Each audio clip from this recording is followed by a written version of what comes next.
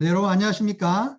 오늘은 우리 러시아와 우크라이나의 이 전쟁이 지금 일어나고 있기 때문에 특별 대담을 순서를 마련했습니다.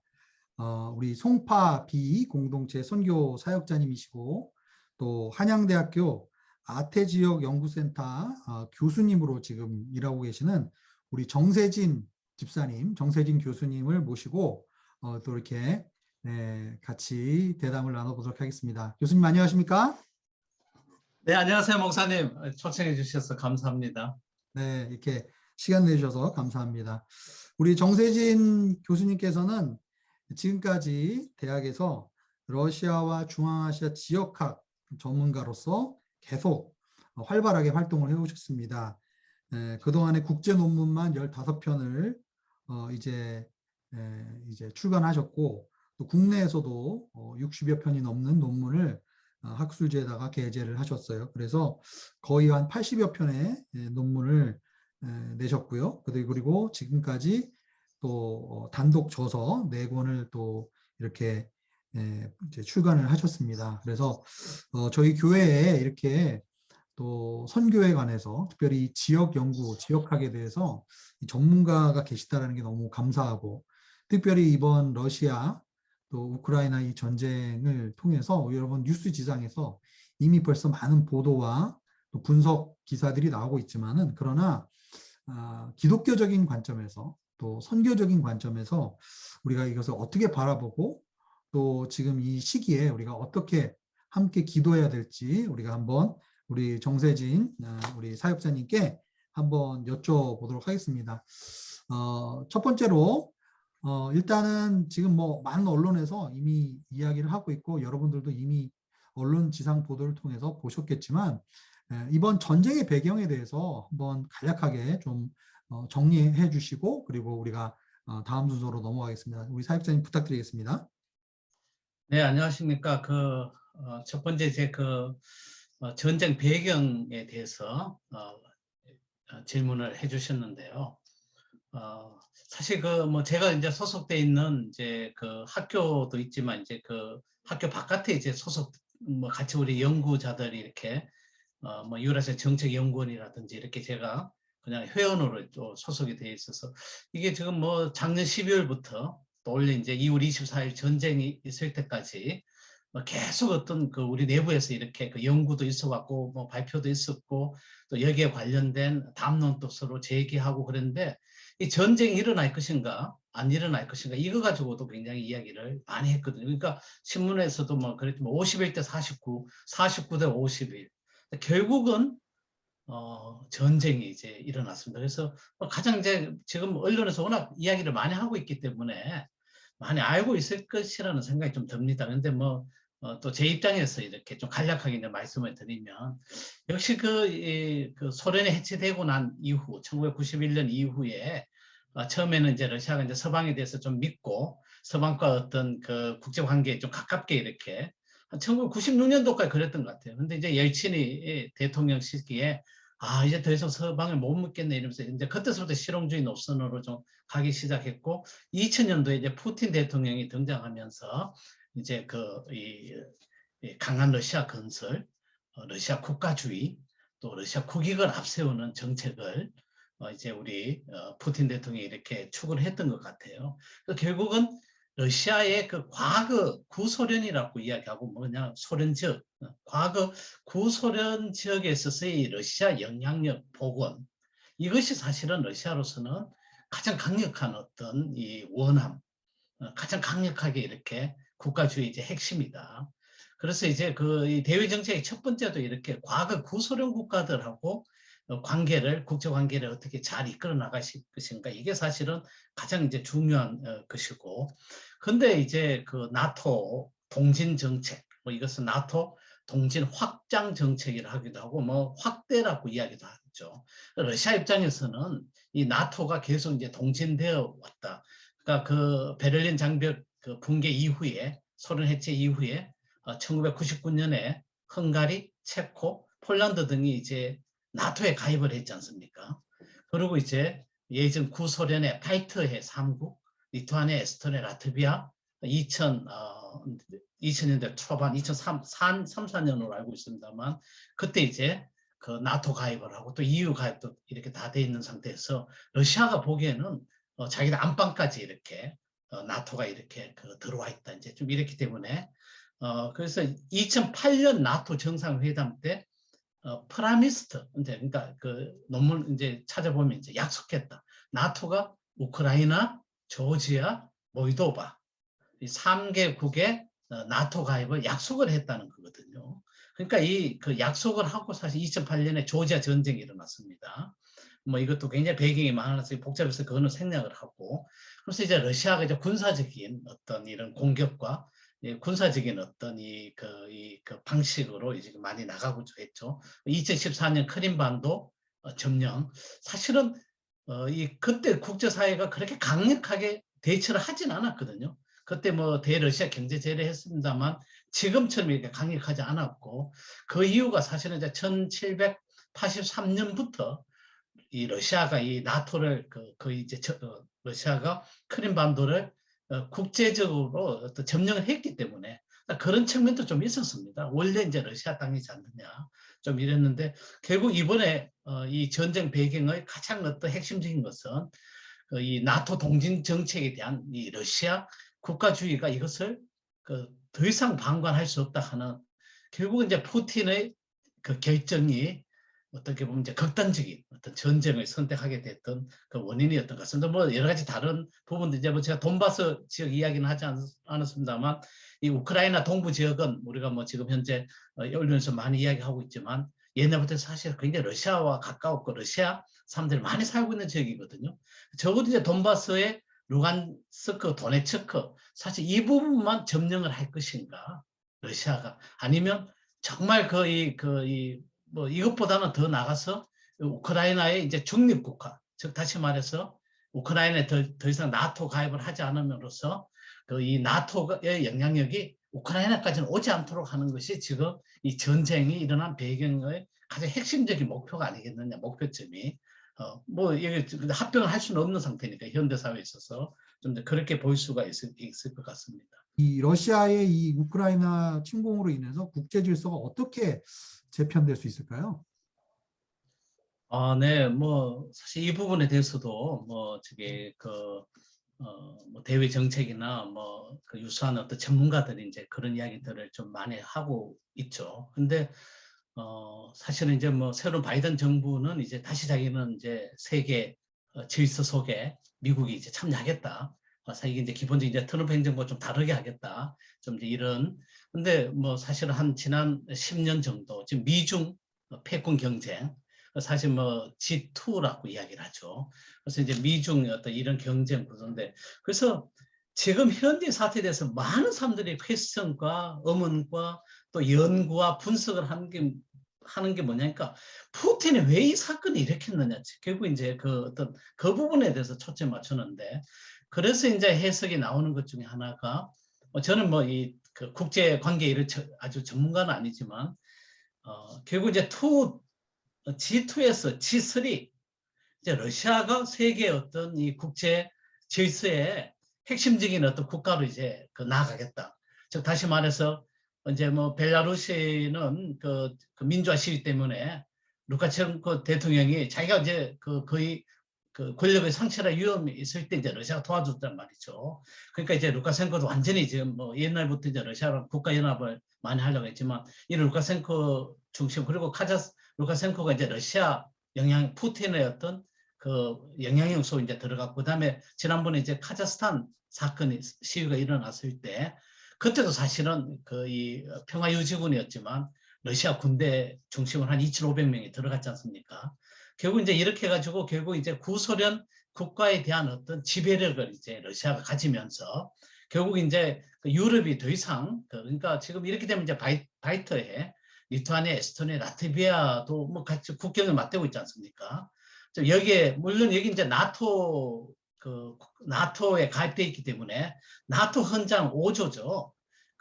회원국을 공격하는 시에는 나토 전체를 공격하는 것으로 간주하기 때문에 그런 적대 세력에 이제 군사적 개입을 한다. 이제 이것이 나토 헌장 5조인데 결국 뭐 그런 게 있다 하더라도 불안하긴 이제 불안한 것이죠.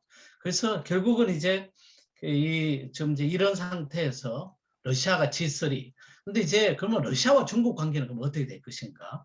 뭐 이제 첫 번째 가장 어떤 그 기본적인 것은 러시아 중국 계속 긴밀한 관계를 가져 나갈 것이다. 왜냐? 지금 이제 그 러시아와 중국을 대항하는 것은 자기들이 보기엔 이제 미국 그리고 이제 유럽 어떤 그 EU나 나토를 중심으로 한 서방 국가를 보기 때문에 이제 중국과 러시아 그리고 이제 미국과 서방이라는 대결 구도의 명막성 어떤 이제 이런 부분들이 이제 형성이 됐고 그동안 이제 푸틴이 그 지금 뭐 우크라이나를 침공하느냐 안 하느냐 그러니까 굉장히 전략적 모호성으로 이렇게 쭉 갔단 말이죠. 근데 이제 드디어 다 드러냈단 말이죠. 자기 어떤 그 의지적 모습이라든지 미래적 어떻게 갈 것인가. 물론 이 정도에서 이제 전쟁은 타입이 될 가능성도 있을 수는 있겠죠. 앞으로 어떻게 벌어질지 단지 그 나토와 러시아 군대가 이제 개입을 안 할 것은 그 이제 확실한 것인데 이래서 이제 어떤 그 중국 러시아가 더 긴밀한 관계의 가능성이 높지 않느냐.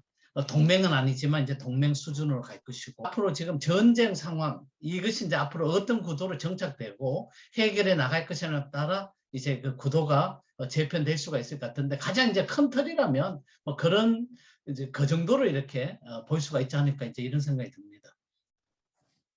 네, 그러면은 신냉전 체제가 이렇게 다시 또 네, 국제 관계 네네네, 속에서 이렇게 네네, 올 수 있겠다 이런 네네, 네, 말씀으로 또 이해가 됩니다. 네네, 네, 네네. 기도가 많이 필요한 또 시기 같고요. 자, 그러면 이제 뭐 저희는 또 선교적인 관점에서 이 사태를 좀 바라봐야 되니까요. 지금 이러한 러시아의 이 우크라이나 공격으로 인해서 선교적인 환경, 이 주변 나라들의 선교적인 환경이 어떻게 변화될 것인가. 그리고 우리가 과연 지금 이제 우리 양재 이천 선교에서 사역하시는 우리 사역자님들과 또 우리 양재 온누리교회 우리 성도님들이 이 러시아와 우크라이나 전쟁을 어떤 식으로 우리가 바라보면서 선교적으로 어떻게 기도해야 될지 우리 사역자님께서 우리 교수님께서 한번 말씀해 주시면 감사하겠습니다. 이것도 선교의 기회가 되지 않을까 이제 이런 생각이 듭니다. 지금 뭐 우크라이나에 대해서 먼저 좀 말씀을 드리면 우크라이나에 있는 선교사 우리 특히 한국 선교사도 한 110명 정도 이렇게 계시더라고요. 그래서 이번에 이제 이게 이제 전쟁 터지면서 이제 여기 이제 금지 지역, 그러니까 여행 금지 지역으로 지정했기 때문에 여기 계시는 이제 선교사님들이 지금 다 한국으로나 제3국으로 이제 다 이렇게 지금 와 있는 상태죠. 그래서 근데 이렇게 보니까 이게 러시아는 우크라이나는 사실 동방정교 국가란 말이죠. 그러니까 이 오르도톡스 그래서 이제 동방정교인데 우리 이제 러시아의 또 동방정교, 우크라이나도 이제 동방정교인데요. 이름으로는 이제 그 전 세계 동방정교 13개, 13개 교구 중에 하나죠. 그러니까 러시아 정교, 이제 그 우크라이나 정교, 그다음에 이제 뭐 조지아면 이제 조지아 정교, 아르메니아 정교 뭐 이렇게 이야기를 하고 있습니다만 이게 지금 그 러시아가 이 동방정교를 가진 나라가 같은 동방정교 국가를 지금 공격한 거잖아요. 그러니까 사실은 이런 그 러시아가 그 이번 전쟁에 가장 이제 자기들이 내세우는 논리가 뭐냐니까 그 서방에서도 예전에 알바니아 사태 때 저쪽이 다 폭격하지 않았느냐. 이제 이런 걸 많이 들고 나오거든요. 그러니까 당신들도 폭격을 했으면서 왜 우리가 지금 나서는 걸 이렇게 하느냐. 그러니까 자기들 이제 명분을 잡을 때 이제 이런 이야기를 많이 이렇게 하는데 이 러시아는 그 자기들 동방정교 국가, 뭐 세르비아, 그러니까 세르비아를 공격하는 거 자기들은 받아들일 수가 없다는 거죠. 같은 동방정교회라 하는 어떤 이런 것이 있기 때문에. 근데 자기들은 지금 같은 동방정교 국가를 공격했단 말이죠. 이게 참 어떻게 보면 종교적으로 굉장히 이게 참 고통스러운 사실이고 굉장히 슬픈 어떤 사실이다. 생각 드는데 아니, 우크라이나 국민들 입장에서는 그분들은 자기들 동방정교 군인데 같은 동방정교 국가 공격을 했잖아요. 물론 역사적으로 그다음에 이제 홀로토모르라 그래서 1932년에 기근 사태 때 너무나 이 러시아 소련 당국에 의해서 자기들이 300만 명에서 1,500만 명까지 굶어 죽었던 이 그 고통스러운 역사들이 있었기 때문에 그런 좀 이 러시아에 대한 원한스러운 마음은 좀 가지고는 있죠, 사실은 어떤 역사적인 어떤 고통이. 근데 이제 그 이런 관점에서 지금 동방전 공격을 했는데, 그래서 저는 이번 사건 보면서 그 목사님께서 또 이런 것을 같이 나누자고 했을 때 한번 고민을 하면서 이것도 찾아보게 됐는데 참 그 어떤 관점을 잡기 어려웠는데, 저는 이게 개신교 선교 입장에서는 기회가 될 수가 있겠다. 그리고 이제 특히 이제 우리는 그 우크라이나에 있는 다른 외국 선교사들은 잘 알지는 못하는데 한국 선교사님들 120명이 다 이제 다시 지금 곧 빨리 돌아가고 싶어 하거든요. 그래서 이 전쟁이 종식이 되고 정말 그 이 우크라이나가 계속 민주와 자유를 추구하는 국가로서 돌아가서 이제 선교를 하고 싶어 하는데, 일단 그런 관점에서 그 우크라이나 백성들이 입장에서, 우크라이나 국민들 입장에서는 이 개신교에 대한, 사실 이제 미국이나 서방에서 기독교 국가에서 사실은 엄청난 지원을 하고 지금 도와주고 있잖아요. 물론 미국이 그렇게 개입을 안 하고 있지 않느냐, 뭐 이런 비판적인 모습도 있습니다만, 전체적인 큰 틀에서 본다면 우크라이나 국민들이 지금 뭐 저항하고 있는 측면이 있지만 결국 서방에서 어쨌든 굉장히 모랄 그 서포트는 지금 하고 있고, 그 다음에 지금 물질적 지원을 또 하고 있는 상태라서 지금 상황에서는 그 서구에 대한, 그 미국이나 서구에 대한 어떤, 그러니까 개신교에 대한, 기독교에 대한 그 이 좋은 어떤 감정을 가질 어떤 그런 가능성들이 좀 있겠다. 이런 점에서 일단 우크라이나에 좀 선교의 이 기회가 좀 있을 거라는 좀 생각이 들고, 개신교 석대 이제 확대 가능성이 있지 않을까, 좀 이런 생각이 듭니다. 그리고 이제 러시아 경제가 굉장히 어려워지면서 저는 차라리 이 러시아 청년들이나 이런 분들의 마음이 굉장히 많이 순수해질 것 같아요. 그래서 이럴 때는 복음이 들어갈 수 있는 굉장히 이제 기회적 측면이거든요. 굉장히 어떤 이 긍정적인 측면도 있다. 물론 우리가 러시아 사람들 생각하면 참 이 러시아에서 선교하시는 선교사람들 입장에서는 지금은 자기들도 이제 전쟁에 같이 휘몰려 들어가는 이제 국가라서 이제 그분들 이제 이 사태에 어떻게 이제 기도를 할지를 잘 모르겠습니다. 근데 어쨌든 이런 측면을 본다면 러시아 정교에 이제 부정적 마음을 가진 사람들이 이 개신교에 대한 개신교 선교 복음에 대한, 특히 이제 러시아 모스크바 같은 경우는 한국 선교사님들 제일 많거든요. 그래서 이런 측면에서 우리가 러시아, 우크라이나를 좀 바라보면 어떨까? 좀 그렇습니다. 그렇죠. 아무래도 그 시리아 내전도 보면은 이 전쟁이 오기 때문에 굉장히 이 주변의 상황들이 불안정해고 이러면서 복음의 수용성은 또 상당히 높아지는 또 현상들이 생기는데, 아마 뭐 우리 정세진 교수님 말씀해 주신 대로 이 특별히 이 우크라이나와 이 러시아 사람들에게도 아마 또 우리 따뜻한 또 사랑과 또 이 위로와 또 이 격려의 손길들이 또 간다면은 또 좋은 또 이러한 복음의 기회가 될 수도 있지 않나. 특별히 말씀하신 것처럼 네. 제가 뉴스에 보니까 이 우크라이나 난민이 한 400만 정도가 지금 발생할 것 같다. 네. 예. 얘기가 있기 때문에 어떻게 보면 또 그들에게도 또 이 고향을 떠나서 또 집을 떠나서 이렇게 난민이 되었을 때 우리가 또 발빠르게 대응하는 또 기도해주고 또 이렇게 그들을 섬기는 것들이 네. 필요하지 않나라는 생각이 듭니다. 네. 자, 그렇다면은 또 우리 정세진 교수님께서 또 연구하고 계시는 이 중앙아시아를 비롯해서 주변 또 다른 나라들에게는 어떤 또 파급 효과가 있을지 그 부분에 대해서도 좀 말씀을 좀 해주시면 좋을 것 같습니다. 네. 네. 지금 지금 국제 질서에 따라 지금 중앙아시아는 굉장히 연동이 되고 있거든요. 왜냐하면 뭐 러시아의 어떤 구소련 지역의 핵심 국가라면 이 중앙아시아의 5개국이고, 그다음에 이제 뭐 이 러시아 슬라브권은 이제 우크라이나, 벨라루스, 이제 뭐 이런 지역, 이제 코카서스, 이제 뭐 조지아, 아르메니아, 아제르바이잔 이런 곳이 있지 않습니까? 그다음에 이제 바이트의 3국은 이제 다 독립을 했던 것이고요. 이제 이쪽은 그냥 서방으로 완전히, 뭐 바이트에는 이제 서방적 문화를 가지고, 근데 제가 이제 중아시아를 공부를 쭉 많이 하다 보니까 사실 중아시아는 이제 러시아, 제정 러시아가 19세기 중엽에 들어갔단 말이죠. 1865년에 따슈켄트를 처음 들어갔고, 물론 18세기 1700년대에 러시아는 이제 카자흐스탄 지역에 가서 이제 그 정치적 지배권을 좀 가졌다 이거죠. 근데 그때 1865년부터 지금까지 그 구소련이 해체가 되던 1991년까지 한 130년 정도를 러시아는 이제 중앙아시아에 대한 이제 어떤 결정적인 이제 지배를 가지고 있었다는 거죠. 그리고 이건 뭐 지금 이제 그 역사적 이야기하면 너무 좀 그 길기 때문에 그건 다 좀 생략을 하고요. 근데 어쨌든 소련 시절에도 그 중아시아가 이제 민족주의가 발동하지 않도록 러시아가 이렇게 많이 억제를 했고, 또 소련이 해체됐을 때는 이 중아시아 이제 정치 지도자들이 자기 정치적 어떤 권력을 가지기 위해서는 그 소련의 어떤 유산에서 이제 벗어나기 위해서 민족주의라든지 민족 정체성을 많이 강조를 하고, 자기들 위대한 역사라든지 뭐 도시의 위대한 어떤 사건들 이렇게 많이 강조를 하는, 소위 말해서 어떤 그 국가 발전, 민족 발전에 있어서 이 민족주의를 많이 강조를 하고 지금까지 왔거든요. 그런데 지금 이제 카자흐스탄에 이제 그 30년간 소위 말해서 어떤 독재적 체제가 카자흐스탄에서도 이루어졌고 우즈베키스탄에서 이루어졌고, 여기보다 더 독재적 체제라고 할 수 있는 투르크메니스탄, 여기는 뭐 거의 개인 우상화를 하고 있는 것이니까요. 그런데 뭐 최근 사건들을 본다면 카자흐스탄에 시위가 일어났죠. 제가 뭐 그것도 이번에 써서 선교 우리 그 저기 카톡방에 이렇게 올렸습니다만, 사실은 이 카자흐스탄이 사건이 터졌을 때 굉장히 우리 혼란스러워. 이게 도대체 왜 이 사건이 터졌지?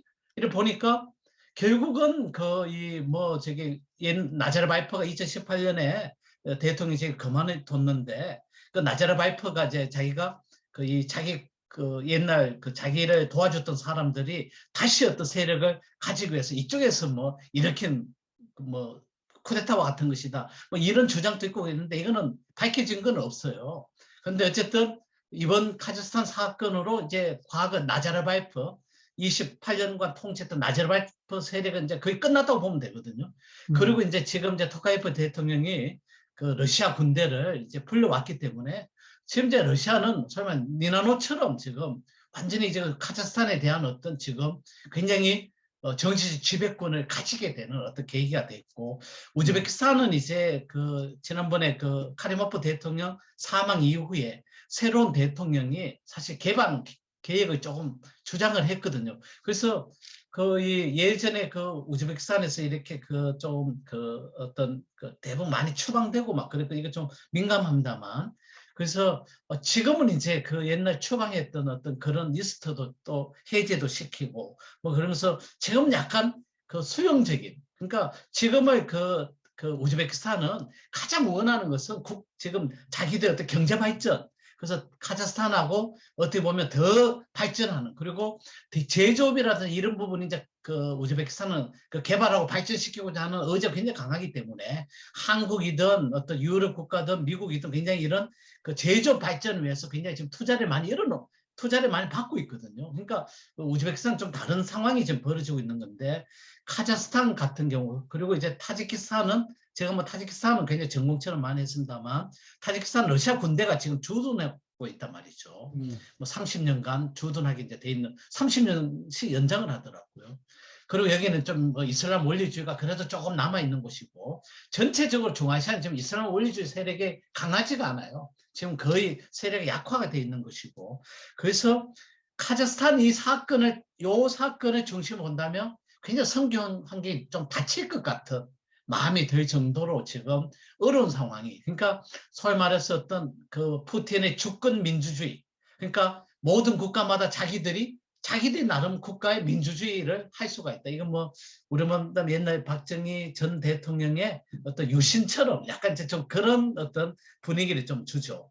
그래서 지금 중앙아시아가 러시아 영향력 안으로 급격히 좀 들어왔고, 물론 지금 우즈베키스탄은 좀 다르게 좀 이야기한다만, 그다음에 중국은 정치적인 영향을 못 미칩니다. 중앙아시아 대해서는. 1대1로가 경제적인 부분만 자기들 침투하지, 러시아가 정치적인 것, 국제관계적인 것을 지금 이니시티브를 쥐고 있기 때문에 중국은 러시아의 이 부분, 이 영역에 있어서는 자기들이 도전을 지금 안 하고 있고 앞으로도 그럴 가능성이 있다. 그래서 지금 이제 구소련은 굉장히 이제 러시아 영향력 안으로 이제 되어갈 확률이 높은데, 그러나 이제 우즈베키스탄 같은 경우는 지금 어떤 경제 발전을 위해서 조금 이제 다른 어떤 시스템을 밟고 있고, 그리고 이제 뭐 EAU라는 유라시아 경제연합 뭐 이런 경우에 이제 키르기스탄하고 이제 카자흐스탄하고 이제 이 두 나라가 지금 들어가 있고, 우즈벡과 이제 따직은 이제 들어가는데 안 들어갔는지 이거 지금 모르는 상태입니다. 자, 이래서 지금 이제 그 중아시아에 대해서는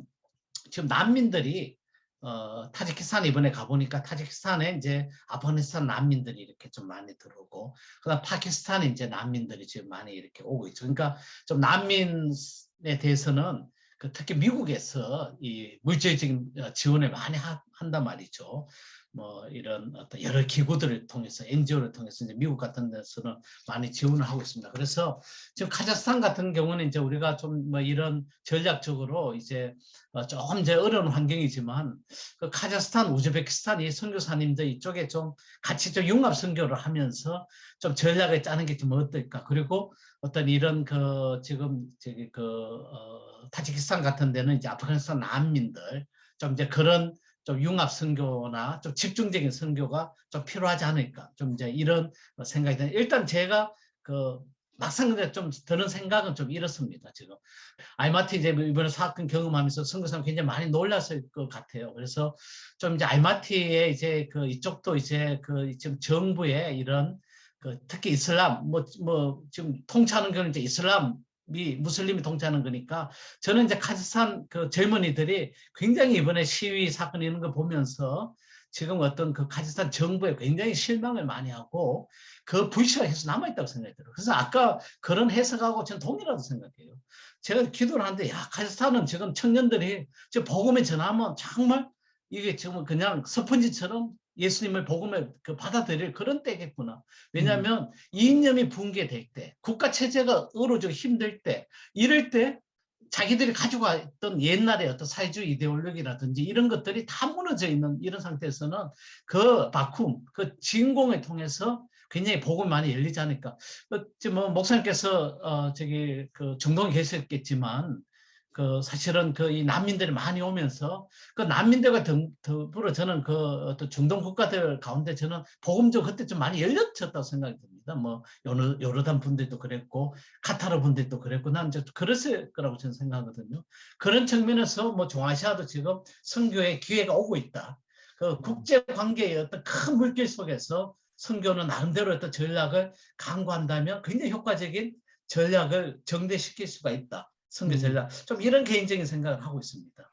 그러니까 지금 구소련 지역에. 말씀하신 대로 조금 정리를 해보자면 이 중앙아시아 지역의 이 구소련의 영향력들이 다시 지금 푸틴에 의해서 특별히 이 독재자들이 이 독재 권력을 유지하기 위해서 러시아의 어떤 군사력을 또 받아들이면서 정치적으로는 굉장히 좀 어떻게 보면 더 독재적인 그런 요소가 네네. 강화될 요소가 있지만 또 젊은 층이라든지 이 이제 아무래도 좀 이 민족주의 이런 쪽에서 보면은 굉장히 어떻게 보면 그거에 대한 반발이 또 있을 수 있고 혼란이 또 있을 수 있기 때문에 거기에 이제 또 어떻게 보면 좀 진공 상태가 영적인 그런 상태가 생겨서 네네네네네. 젊은 사람들이나 이런 분들이 또 복음을 수용할 수 있는 또 수용성이 높아질 수 네네. 있다. 네, 그런 말씀을 해주신 것 같습니다.